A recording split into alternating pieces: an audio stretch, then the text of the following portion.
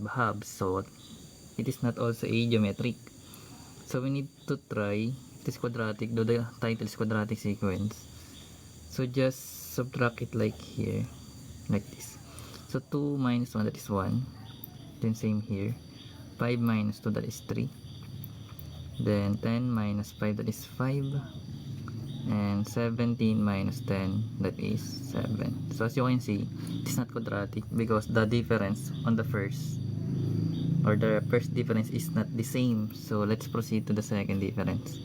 So same process, just subtract. So 3 minus 1, that is 2.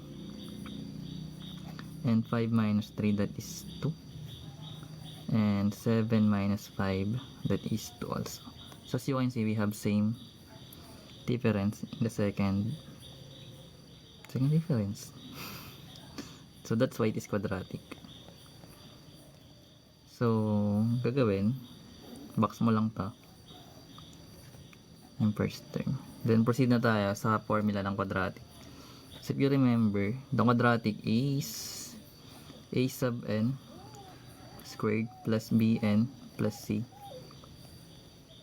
right?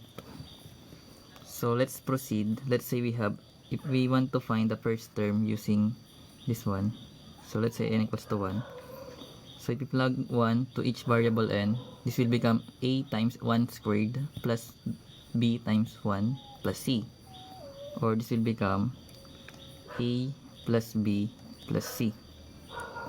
And let's proceed to n is equals to 2 for our second term. So as you can see, if you plug 2 here for each variable n, this will become 2 squared times a, that is 4a, and b times 2, that is 2b, and c. And let's check also for our third term. So if we plug 3 here to each variable n, this will become a times 3 squared, which is 9a, and b times 3, that is 3b, plus c. So you have first term, second term, and third term. If you want to continue, you may continue.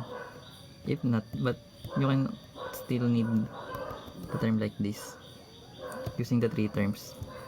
So we have first term a plus b plus c, and the second term is 4a plus 2b plus c, and the third term is 9a plus 3b plus c.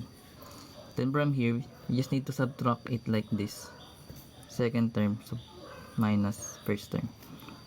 So if you subtract each term, so 4a minus a, that is 3a, and 2b minus b, that is b, and c minus c, that is 0. So same process here, subtract it.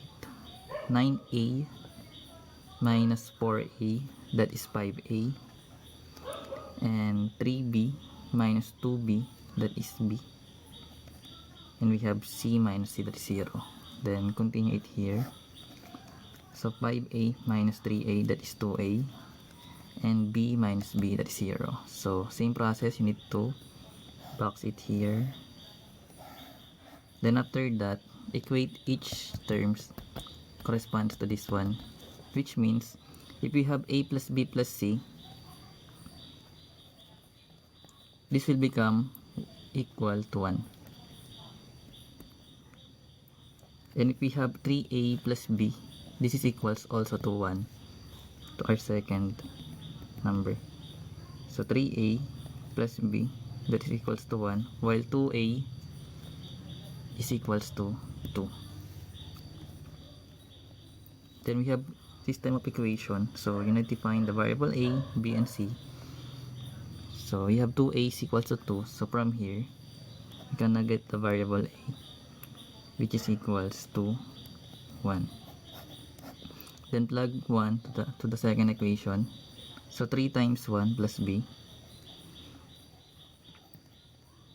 which is equals to 1. So this will become 3 plus b is equals to 1, and b is equals to 1 minus 3, which is negative 2.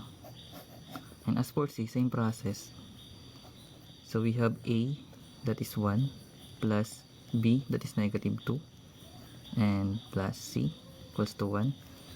Then which means this will become 1 minus 2, that is negative 1, plus c, which is equals to 1. And transpose, we have 1 plus 1, and RC is 2. So we have now A, B, and C.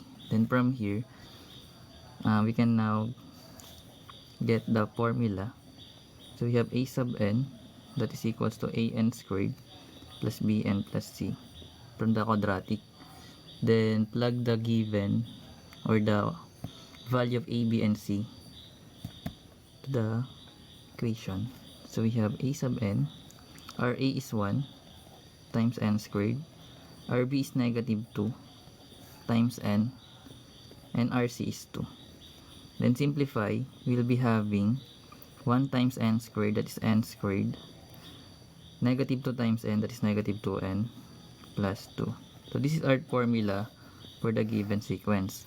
If you want to check, let's say we have a sub 1. So as you can see, our answer here for the first term is 1. So let's check. So just replace variable n by 1. So this will become 1 squared minus 2 times 1 plus 2. So 1 squared, that is 1. Negative 2 times 1, that is negative 2, then plus 2. So as you can see, 1 minus 2 plus 2, that is 1. So this is our first term. If you want to check again for a sub 3, for example, so our a sub 3 or our third term is 5. So let's check using the formula. So we have 3 squared minus 2 times 3 plus 2. So this will become 9 minus 6 plus 2. So 9 minus 6, that is 3, plus 2, that is 5. Our third term. So we need to find the a sub 10. So just replace variable n by 10. So 10 squared minus 2 times 10 plus 2. That is equals to 100 minus 20 plus 2. So we'll be having 100 minus 20 times plus 2, that is 82. So this is our 10th term. So that's how you do the quadratic sequence. Anyways, madali lang yan. Gets yan, basic.